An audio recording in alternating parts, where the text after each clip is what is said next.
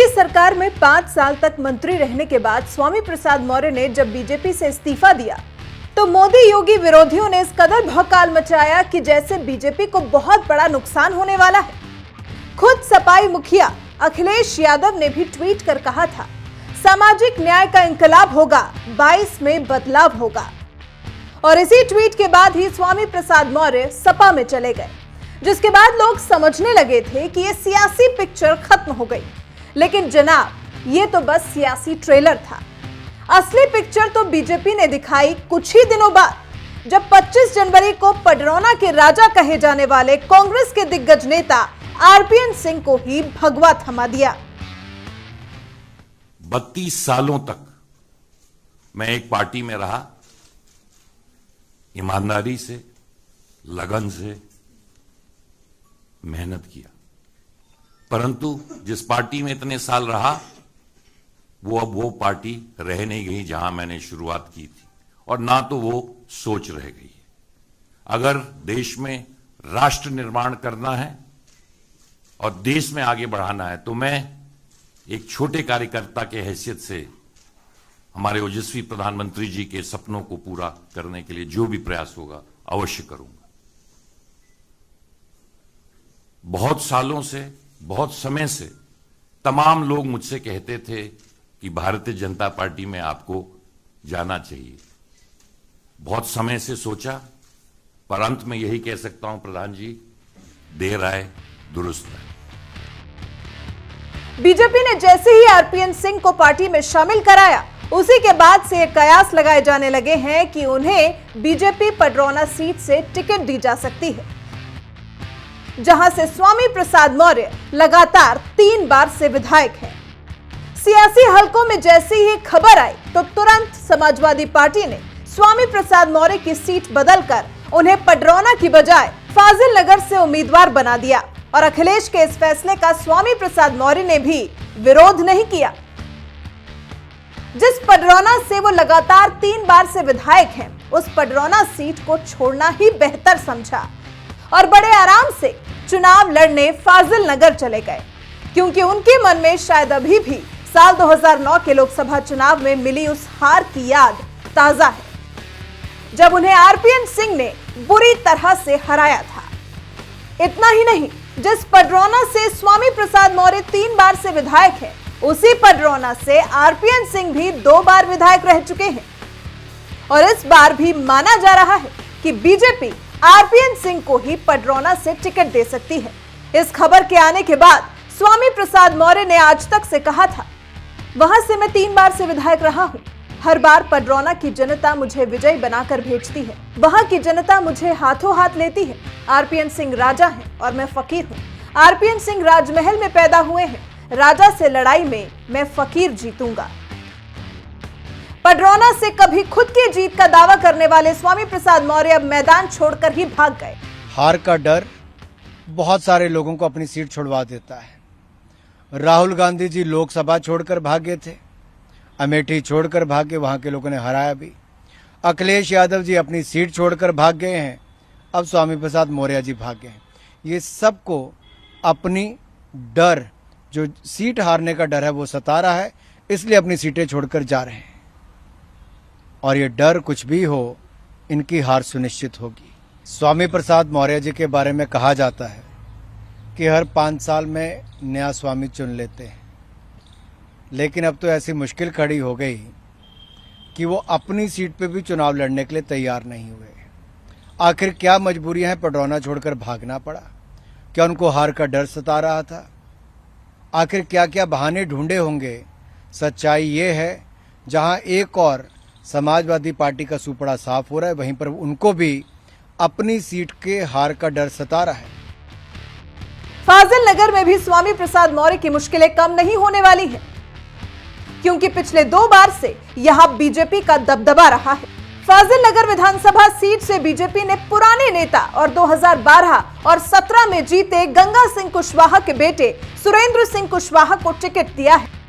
गंगा सिंह कुशवाहा जनसंघ के जमाने से ही आरएसएस के करीबी रहे हैं, पर इसी मन के बाद 2012 के विधानसभा चुनाव में बीजेपी के टिकट पर गंगा सिंह कुशवाहा सपा की लहर के बावजूद लगभग 5000 वोटों से चुनाव जीतकर विधानसभा पहुंचे थे।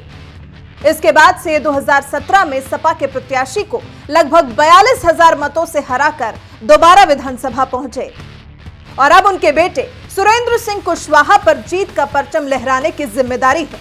बहरहाल इन सब के बीच बीजेपी छोड़ने के बाद अब जिस तरह से स्वामी प्रसाद मौर्य पडरौना सीट छोड़कर भागे हैं, उनके इस हार के डर पर आप क्या कहना चाहते हैं?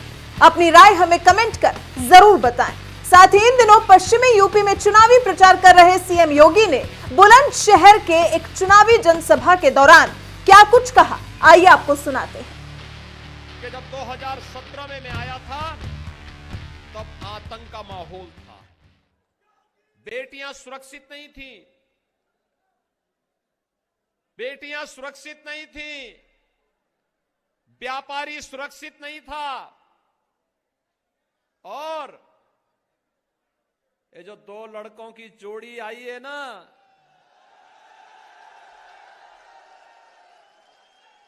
ये दो लड़कों की जोड़ी 2017 में भी बनी थी, 2014 में भी बनी थी। 2017 में प्रदेश की जनता ने एक दिल्ली में रहने वाले और एक लखनऊ में रहने वाले दोनों जोड़ी को कहा था कि तुम इस लायक हो ही नहीं भाई। याद करिए, मैं आपको याद दिलाने के लिए आया हूं। भाइयों बहनों, 2013 में जब मुजफ्फरनगर का दंगा हुआ था और सचिन और गौरव नाम के दो जाट युवकों की निर्मम हत्या हुई थी, लखनऊ वाला जो लड़का है ना, इस सत्ता में था और तब हत्या करवा रहा था, हत्यारों को प्रश्रय दे रहा था, दंगाइयों को लखनऊ में बुला करके उनका सम्मान कर रहा था। और भारतीय जनता पार्टी का कार्यकर्ता जो उन दंगाइयों के खिलाफ आलो आवाज उठा रहा था, उन भारतीय जनता पार्टी के कार्यकर्ताओं के खिलाफ, व्यापारियों के खिलाफ झूठे मुकदमे दर्ज करके उन्हें जेलों के अंदर बंद किया जा रहा था। और दिल्ली वाला लड़का तमाशा बना के तब भी कहता था, अरे दंगाइयों के खिलाफ ज्यादा कार्रवाई नहीं होनी चाहिए, उनका बचाव तब भी कर रहे थे। एक बार फिर से ये लोग अपने एक नए कवर के साथ आपके बीच में फिर आ रहे हैं। माल तो वही है, लिफाफा नया है, माल तो वही पुराना सड़ा गला माल है। जिसने असुरक्षा दी, जिसने दंगा दिया, जिसने माफिया दिए, और आज भी कहते हैं, कह रहे आने दीजिए सरकार।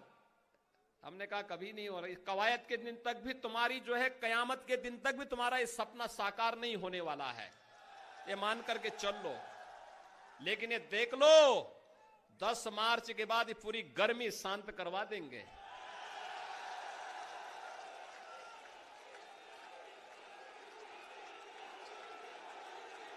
क्योंकि भाइयों बहनों,